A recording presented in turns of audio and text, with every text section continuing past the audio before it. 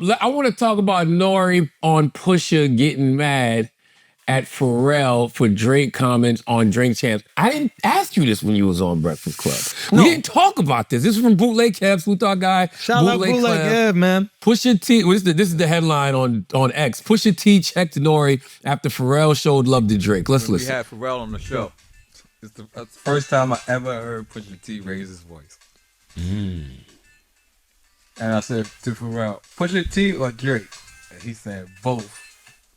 Man, Pusha T. I don't know if I'm supposed to say this, Pusha. I'm sorry, man, but I'm in the zone right now. But Pusha called me. Thank you for playing. How the fuck is our boy doing this? How is he doing that? How does he fucking pick? He says both of us. Drake wouldn't have picked both of us. Drake would have picked him. And I'm like, Pusha, this is the one time I'm shutting the fuck up. That's true. Let you vent. Because I have no, but it's real. I say that to say that's how much of a human Pharrell is. Mm-hmm. You know what I'm saying? Like, good guy. He's a human guy. Like, he told me for years, he was like, "N.O.R.E, don't do no crime in front of me." I was like, who the fuck thinks like that? I'm not doing no crime in front of me. He said, because I'm going to tell. Pharrell said that. You don't want I think that's my favorite interview you guys ever did. You don't even want to take a now later from him after that. Like, wait a minute. Like, he literally told me that. Take a now and later. Our very first time I ever encountered with Pharrell, he sung me the whole Bloody Money. It's true. Really? New York, get the blood money. He knew it word for word. And then as soon as he finished, he said, but I don't have a thug bone in my body. And I gave him a hug, and I respected that. And I never expected any thug shit to come from him. Ever. Yes. Okay, so what we want to talk about? Okay. Why did he call you yelling at you? Why wouldn't he call it Pharrell? Because it happened on my show. Yeah, but I hate when people do that. Well, You're not responsible for that. Well, Pusha did address this. He did address this on Complex, and he said, why would I reveal this conversation? So the truth be told is, again, me revealing this conversation, I'm thinking I'm bigging Pusha up. Like, I'm thinking, like, because, for years, you work with people and you don't see too much emotions, right? And like to flip the question around, had Pharrell been asked the same thing and said, yo, N.O.R.E. or Prodigy, I wouldn't have called Pusha and been like, yo, why would Pharrell just throw away our other, if they would have said N.O.R.E. or Mystical, because, those is like two people that he worked with early. And he picked Mystical, or he said both. I wouldn't have called Pusha because I feel like Pharrell is just, he's that safe environment. Yeah. Whenever he's not picking, he's that safe environment. Now, when Pusha called me and said that, I thought it was honorable. Like, I didn't think that there was nothing wrong with that. I thought it was like, he's like, yo, man, and I said Drake. I said on that interview, I just said, Pharrell couldn't pick between Drake or Pusha T, but Pharrell, Drake would have said that. That's what I said. I said Drake would have picked but what was said was 40 would have picked Drake. Like, you know what I'm saying? If this same interview was like 40 would have picked Drake. What you're trying to say is that the producer should always pick the artist that they produce. No, your camp. You should always pick your camp. Yeah. It's Charlamagne before everybody. Yeah, like, you know what I mean? course, That's y'all partners in a great way. You know what I'm saying? So Pharrell didn't do that, and that's what Pharrell didn't do that. And by the way, I think Pusha was like, yo, why did N.O.R.E. say that conversation? First off, I did not think that was off the record because there's a famous person calling another famous person about another famous person that argue about the most famous person on the planet. and it's not like you and Drake had a private fight. Yeah. Y'all was in the schoolyard. Yeah. Y'all came out the schoolyard. Y'all invited everybody after 3. Yeah. Come downstairs. Yeah. So this is not a private. But as a man, because I know in that conversation, like from the era, I say this a lot, but I'm saying this now. From 4 a.m. to 2 p.m., there is nobody on earth sharper than me. 4 a.m. to 2 p.m. I don't know what happens at the 2 p.m. I don't know. I just stupid That's what shit. Democrats used to say about President Biden. From 4 a.m. to 2 p.m., he's sharp. The sharpest person. Well, Biden, you just got back in my book then. If Biden didn't do that, then you back in my good grade. I hated you, Biden. I'm sorry. Joe Biden. Yeah, I hated him. But so I remember everything. Like I remember this conversation almost word for word. And I remember at one time in the conversation with him, I said, yo, this is off the record. I said, yo, by the way, this is between me and you. And I feel like that's a universal man language. Like when you're saying something, like if I say, yo, Andrew, don't call me back, you're supposed to be like, Andrew, why you don't call N.O.R.E back? But if I say, yo, between me and you, Andrew, don't call me back. Stays there. You're not supposed to say nothing to Andrew. I'll be like, you know what I'm saying? well, I'm gonna holler at him for you. And 1,000,000%, I respect Pusha T, I respect Malice, I respect Chad, I respect Rob Walker, I respect Pharrell, I respect all of them. I respect them enough, way too much to ever reveal anything. So I didn't think that was me blowing it up. Now, the other things that we spoke about in that conversation, had I said something like that, I would have been in violation. But, you know, as a man, I didn't think I violated. I still feel like he should have called Pharrell though. No, he said he did. Yeah, he said he did. don't call so you. he said that I made it seem like it was just me, and that's not how I made it seem. You did just call me. You didn't say, yo, I'm calling Pharrell or whatever. So I'm just taking my part of the conversation. Gotcha. But he said that he went to Pharrell and he did it. And by the way, like I'm not into that violating. You know how many conversations we had and it's been off the record. And these conversations will never come out. I'm not pressed for press. You know what I'm saying? I'm not. You know, I'm doing a press run because I want to. I'm out here because, you know, we got Memphis Bleak out here doing phenomenal. Rock Solid Podcast. Rock Solid Podcast. We got Drink Champs coming out every week, still doing what we doing.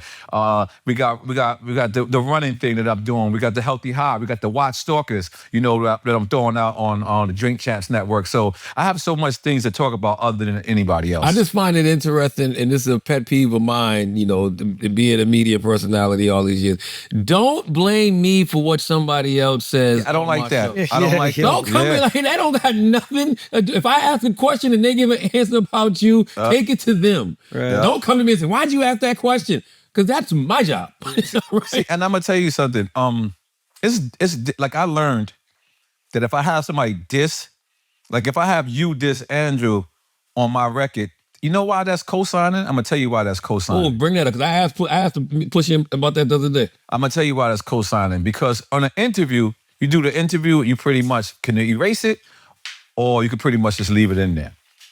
When you do a record, you gotta lay that verse 10 times. Yeah, you knew you wanted to do it. You gotta lay that verse 10 times. It wasn't a freestyle. You gotta mix it. Yeah. You gotta master it. So you knew that words are horrible towards your friend or whoever it is. So that's different. That's co-signing. That's actually is co-signing. You know, it's funny. So what's the proper etiquette? So it's like when Foxy dissed Little Kim on Bang Bang. I wish, don't get it twisted. I wish I still worked with Foxy. I wish I still had that relationship with Foxy. But if I had a chance to do it all over, I would not have used that verse. Really? I would.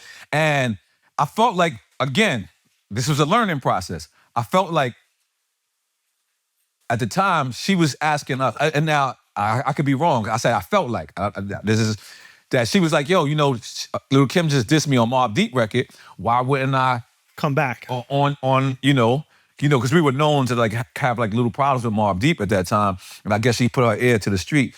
But what Lil Kim record she dissed? Quiet Storm. Oh shit, that wasn't around the same time. Damn, that shit feel like it was right after it. No, it was right after it. Damn. So, and I remember seeing Puff. Because that's why Foxy go, hot damn hole, here we go. Yeah. Got you. No, hot damn hole, here we go was Kim, and then Foxy did it on Bang Bang. Yeah, Foxy did, it says something like that. But I remember Puff seeing me and going, hey man, why'd you let that bitch diss me on your record? And I'm like, because this is the first time I like realized that other people get mad at you for what other people said about them. Yeah. And I was like, shocked, and he just like, fuck that shit, man. Just go get money. I was like, all right, cool. I was like, all right, cool. So, yeah, but definitely, when it comes to that, I didn't think. Other Puffy stories? I got a lot. Well, before we get there, would you have regretted it if y'all? Because you know, I don't know if this generation knows. There was a whole shootout behind. Yeah, I regret it. Allegedly. Yeah. No, it's I not wasn't legend. there. I wasn't there. yeah, you weren't there. I wasn't there. But this was at Hot 97. Yeah, I wasn't there though. Yeah. I know you weren't there. I was not there. But there were people there. I heard. Not you. I heard. Definitely I don't not. know who, but Yeah. I heard. Yeah. Was was that Junior Mafia versus Murder Unit? Yeah, basically. Yeah. Yeah. Well, For those and who you know said- we're all cool now. So Yeah, we're absolutely. all That's- cool that- now. Yeah. Did anybody get hit? Yeah, but I didn't know the guy. Yeah, so Did he live? yeah, he got this was a Oh, total that's shot. somebody on their side. I don't even know.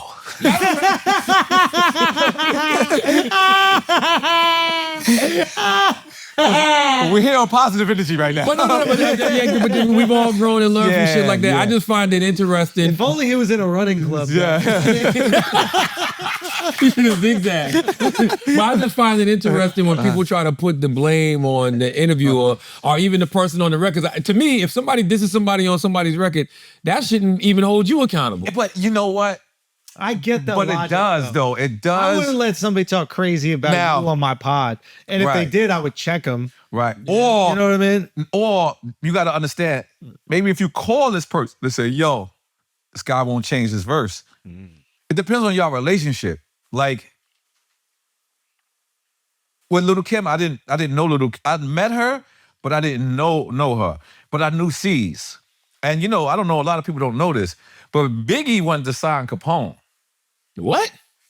Biggie wanted to sign Capone. Let me just tell you something. If Biggie would have signed Capone, me and you probably would have never met. Wow. Because I couldn't have stood in front of that. I couldn't have been like, yo, but sorry, me too. Like, I couldn't have did So that. this is Like, before CNN? no, we are CNN. We go into the radio station. Biggie got the cherry red land, what is it? The Land Cruiser? Oh, I forget. And he asks him, like, y'all, something. And I think I asked him, yo, Juicy's my favorite record, man, like such and such. And I think I actually had Big rhyme Juicy. I'm not, don't hold me to this. I have to ask Capone this. But then he was like, yo, y'all rhyme? And Capone was like, yeah. And I was so nervous that I don't even think I said yeah. I think I was just like, fuck, it's Biggie. And Capone killed his verse. Whatever verse Capone said, he grabbed Capone, he gave him his number, he brought him in the car. I was still outside. Where was you? I was like there with the puss face, you know, the sour face. Like, you know, how you took a Sour Patch Kid? Yeah. I'm like, oh God, my man is about to blow up. But all I did was be supportive. I was just like, yo, you know what? If Big, this is arguably the biggest person on the planet. If Big wants to break up CNN and take Capone, I can't stay. Was the War Report out? War Report was not out. So y'all wasn't even, was y'all signed? Nah, it was not signed. That's Wow, why it was possible. wow. And I remember Trash. So why was you at the radio station? Because we were just freestyling for like Stretch Armstrong or Gotcha, something like that. gotcha. Like we were underground. And big up to Stretch Armstrong and Barbito, by the way. So it had Big sign. Because Capone would have left me. I'm just letting you know. He was not coming back and getting me. I'm just being honest. Why with didn't you. it happen? I forget. I believe, I don't want to blame Trash on this, but there was something to do with that. And then you know what wound up happening? Biggie put a Capone in Junior Mafia. A Capone. You don't remember that? Yeah, you don't remember that? Yeah. Who? Yeah. I don't remember. That was his name. But Capone. yeah, was another it was Capone. another. Yep. Yep. But boy. Oh, it was close. Yeah, oh yeah. Yeah. So I would have been bowed out. There's nothing I could have did. That's crazy.